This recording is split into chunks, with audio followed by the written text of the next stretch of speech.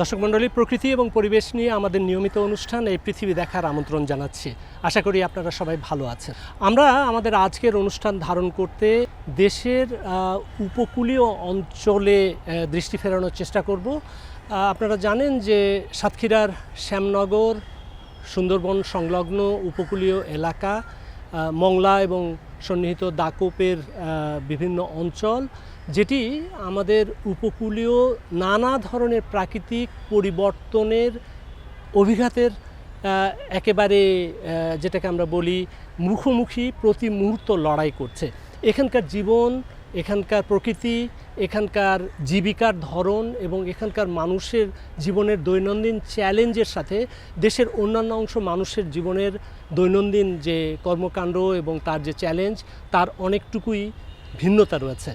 এবং আজকে আমরা এই যে উপকূলীয় অঞ্চলের মানুষ, তারা যে প্রাকৃতিক এবং মনুষ্যসৃষ্ট নানা ধরনের দুর্যোগের মধ্যে লড়াই করছে, অভিযোজিত হওয়ার চেষ্টা করছে এবং কখনো কখনো পিছু হচ্ছে, সেই বাস্তবতার খানিকটা দেখবার চেষ্টা করব।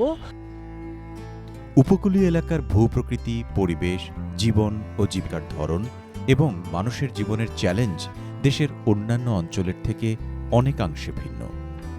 বৈশ্বিক জলবায়ু পরিবর্তনের প্রভাবে উপকূলীয় অঞ্চলের জীবন জীবিকা এবং পরিবেশের জন্য নানামুখী বাড়তি চ্যালেঞ্জ প্রতিনিয়ত যুক্ত হচ্ছে।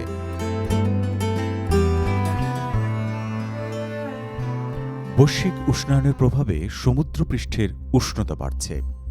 আবহাওয়া মণ্ডলীতে স্পষ্ট হচ্ছে বিভিন্ন পরিবর্তন। বৃষ্টিপাতের ধরন বদলাচ্ছে, তাপমাত্রা বাড়ছে, উজানের নদ নদীর বয়ে আনা মিঠা পানির প্রবাহ বিশৃঙ্খল হচ্ছে। শুষ্ক মৌসুমে নদ নদীর পানির প্রবাহ অস্বাভাবিকভাবে হ্রাস পাচ্ছে। আবার বর্ষায় বিপুল পরিমাণ ঢলের পানি দ্রুত নেমে আসার ফলে পুরো পরিবেশে বৈরী প্রভাব অবধারিত হচ্ছে। বিশেষজ্ঞগণ বিভিন্ন গবেষণায় দেখেছেন যে পৃথিবী জুড়ে সমুদ্রপৃষ্ঠের উচ্চতা বৃদ্ধির সাথে সাথে বাংলাদেশের উপকূলে সমুদ্রপৃষ্ঠের উচ্চতা বৃদ্ধি ঘটছে। বৈশ্বিক সমুদ্রপৃষ্ঠের উচ্চতা বৃদ্ধির সূচকের তুলনায় বাংলাদেশের উপকূলে সমুদ্রপৃষ্ঠের উচ্চতা স্বাভাবিকের চেয়ে বেশি হারে বাড়ছে। ফলে দ্রুততার সাথে সমুদ্র তীরবর্তী বিস্তীর্ণ এলাকা প্লাবিত এবং লবণাক্ত হয়ে পড়ছে। দর্শক মণ্ডলী, আমরা এখন কথা বলছি জাহাঙ্গীরনগর বিশ্ববিদ্যালয়ের ভূতাত্ত্বিক বিজ্ঞান বিভাগের অধ্যাপক ডক্টর মাহফুজুল হকের সাথে। তিনি দীর্ঘদিন জলবায়ু পরিবর্তন এবং বাংলাদেশের সমুদ্র উপকূলে এর প্রভাব এবং সংশ্লিষ্ট বিষয়াদি নিয়ে গবেষণা করছেন। তো মাহফুজ, আপনার কাছে আমাদের জানবার বিষয়, সমুদ্রপৃষ্ঠের উচ্চতা বৃদ্ধির যে প্রভাব, সেটি প্রধানত কিভাবে স্পষ্ট হচ্ছে এবং সেটির যে ক্রমবর্ধমান স্ফীতির হার, সেটি কি প্রকৃত অর্থেই উদ্বেগের একটি বিষয়? জলবায়ু পরিবর্তনের কারণে সমুদ্রতলের যে পরিবর্তনটা, এটা জলবায়ু পরিবর্তনের যতগুলি প্রভাব আছে তার মধ্যে সবচেয়ে বেশি দৃশ্যমান। আমরা কোস্টে বা উপকূলীয় অঞ্চলে গেলে এটা দেখি। তাপমাত্রা পরিবর্তনের কারণে সাধারণত বরফ যদি গলে যায়, তার জন্য সমুদ্রতলের উচ্চতার বৃদ্ধি ঘটে। এছাড়া আরেকটি কারণের কারণে সমুদ্রতলের উচ্চতার পরিবর্তন ঘটতে পারে, সেটাকে আমরা বলি থার্মাল এক্সপানশন। আমরা জানি যে তাপমাত্রা দিলে যে কোনো বস্তুরই এক্সপ্যান্ড করে বা তার আয়তন বৃদ্ধি পায়। ঠিক সেই একই রকমভাবে সমুদ্রের পানিও অতিরিক্ত তাপমাত্রার কারণে এক্সপ্যান্ডেড হয়। গ্লোবালি সাধারণত আমাদের সমুদ্রতলের পরিবর্তনের যেটি হার, সেটা হচ্ছে 3.4 থেকে 4 মিলিমিটার এর ভিতরে। কিন্তু লোকালি এর ভিতরে ব্যাপক পার্থক্য দেখতে পাওয়া যায়। যেরকম পৃথিবীর কোনো কোনো স্থানে দেখতে পাওয়া যাবে সমুদ্রতল উপরের দিকে উঠে আসছে, কোথাও এই পরিবর্তন একেবারেই বোঝা যাবে না।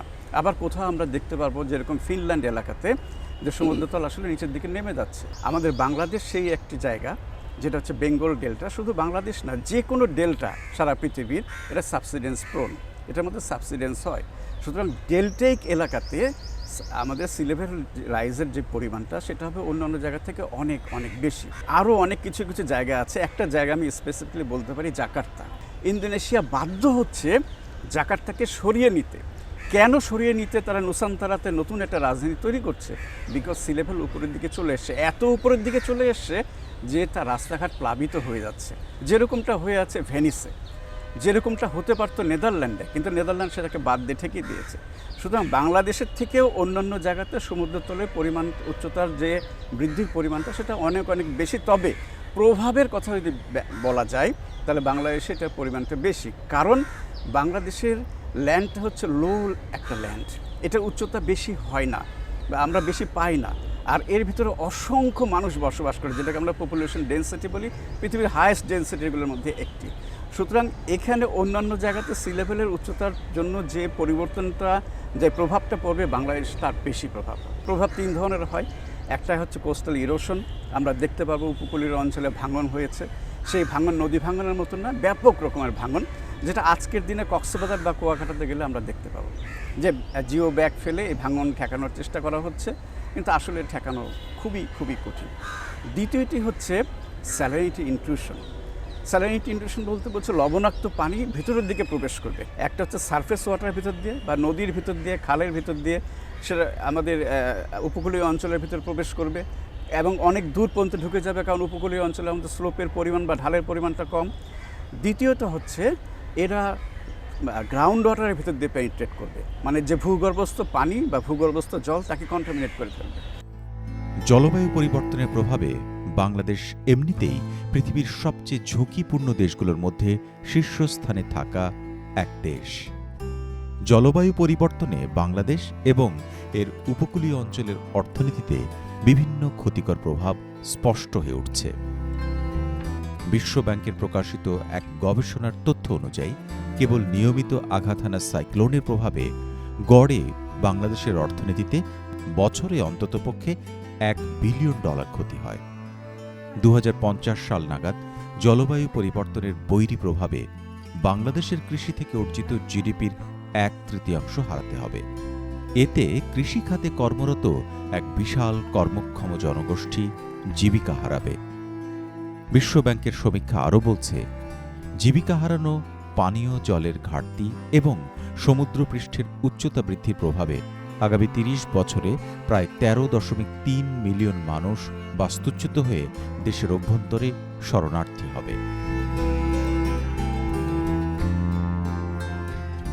দেশের উপকূল এলাকায় বসবাসরত অধিকাংশ মানুষ জীবন ও জীবিকার জন্য সাধারণভাবে মাছ ধরা, মাছ ও চিংড়ি চাষ, লবণ চাষ, বিভিন্ন ধরনের ফসল উৎপাদন ও কৃষি কাজের উপর নির্ভরশীল।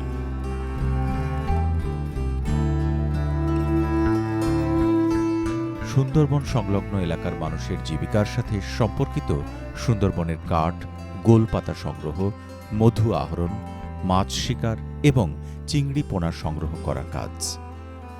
আমাদের বাড়ি যাই কালিংসে, তা ওয়াশটা যে ঝড় গেছে, ওই ওয়াশটা ঝড়ের তো আমরা এখান থাকি।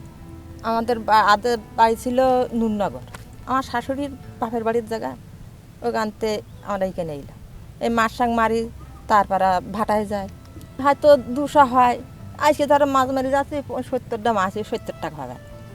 আবার কালকে আবার আসবো, আইলে ওই রকম আবার হয়তো 100 হবে না, কি 50টা হবে না, ওই 50 টাকা 100 টাকা হলো।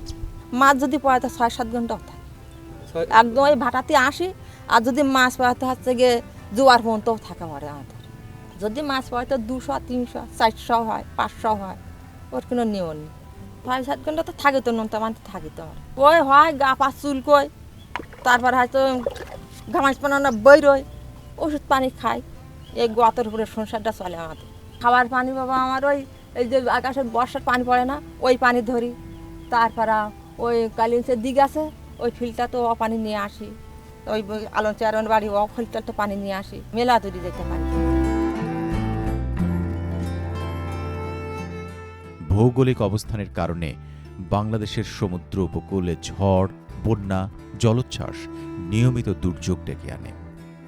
জলবায়ু পরিবর্তনের প্রভাবে ঝড়, জলোচ্ছ্বাস, নদী ভাঙনের তীব্রতা বাড়ছে। এবছর মে মাসের শেষ সপ্তাহে প্রবল ঘূর্ণিঝড় রিমাল আঘাত এনেছিল সুন্দরবন এবং সংলগ্ন এলাকায়। ফলে উপকূল রক্ষা বাঁধের বিস্তীর্ণ অংশ ভেঙে ফসলের জমি, মাছের ঘের সহ মিঠা পানির পুকুর জলোচ্ছ্বাসের লোনা পানিতে নিমজ্জিত হয়েছে। লোকালয় থেকে ভেসে গেছে মাছ, গবাদি পশু, মানুষের আবাস ঘর এবং জীবিকার অবলম্বন। সে ঝড়ে অসংখ্য বন্য প্রাণী, গাছপালা ধ্বংস হয়েছে। সুন্দরবনের ভেতরে বসবাসকারী মানুষ আর বন্য প্রাণীদের জন্য যে 115টি মিঠা পানির ছোট বড় পুকুর রয়েছে, সেগুলো ঘূর্ণিঝড় রিমালের তাণ্ডবে লবণাক্ত জলে ভরে গেছে। মানুষ ও প্রাণীদের খাবার পানি, গোসল এবং দৈনন্দিন ব্যবহারের পানি পেতে দূষিত পুকুরের লোনা পানি পাম্প করে সরিয়ে অপেক্ষা করতে হবে কখন বৃষ্টি এসে পুকুরে মিঠে পানি জমার সুযোগ দেবে। এভাবেই বারবার ঝড়, জলোচ্ছ্বাস আর সাইক্লোন উপকূল এলাকায় আঘাত হানে। অনেক পরিশ্রম আর লড়াই করে গড়ে তোলা মানুষের বসতঘর, জীবিকার অবলম্বন, জীবনের সঞ্চয় এক লহমায় ভেসে যায় লোনা জলের স্রোতে।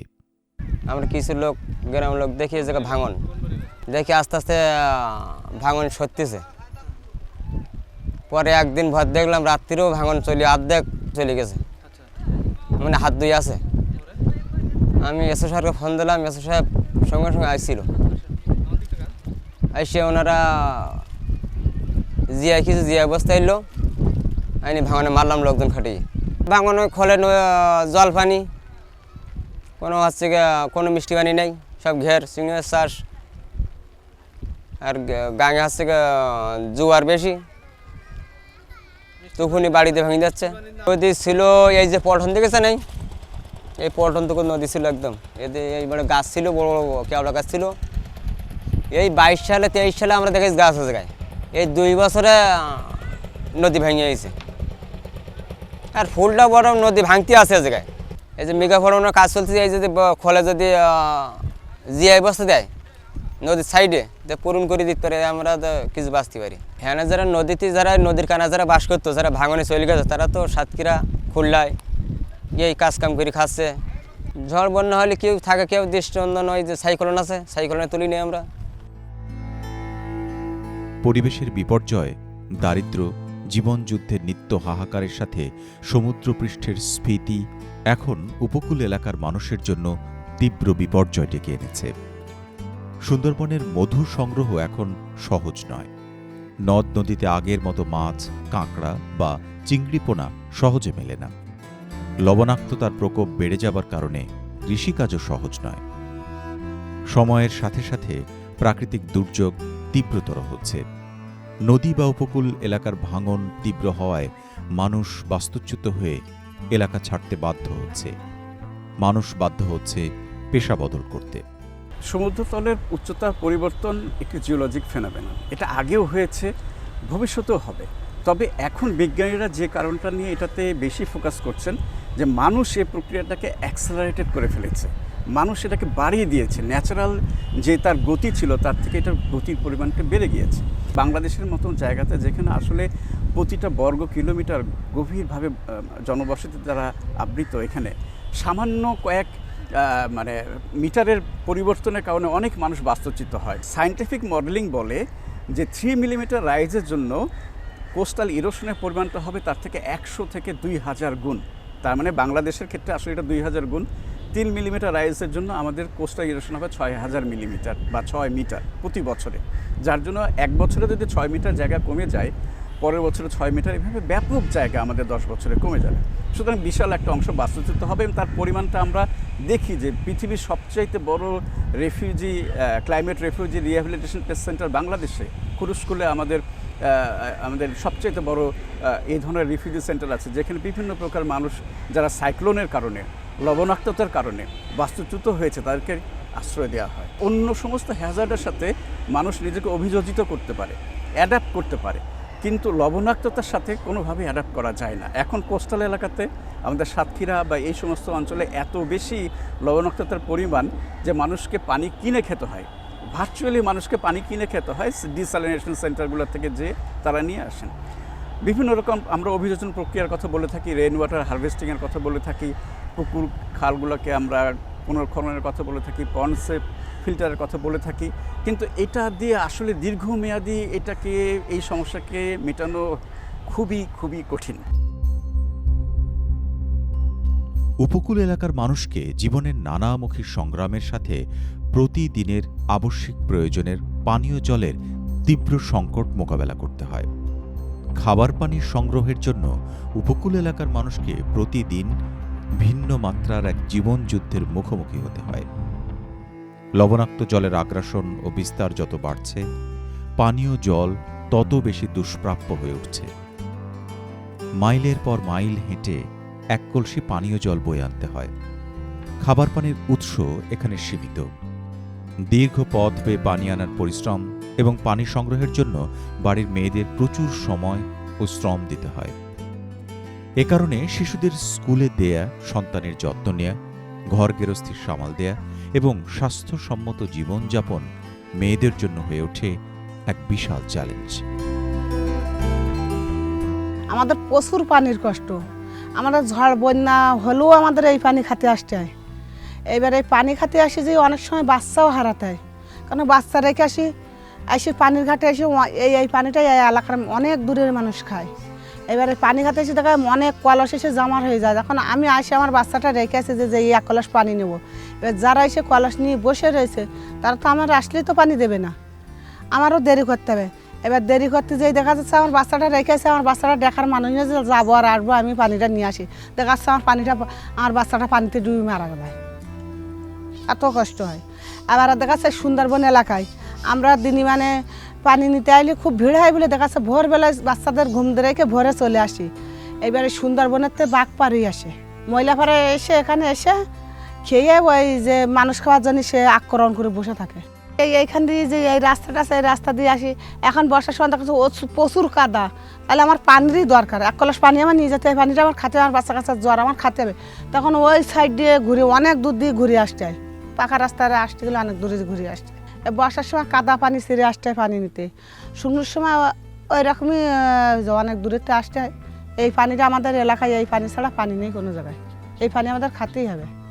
আর এখন বর্ষার সময় একটু কম হয়, দেখা যাচ্ছে আপনার ভাদ্র মাস পর্যন্ত মানুষের একটু ভিড় হওয়ার কম হয়। ওই বর্ষার পানি সবাই দূরে খায়, ভাদ্র আশ্বিন মাসের তো ফুর আবার ওই পানি আনা টানা শুরু হয়ে যায়।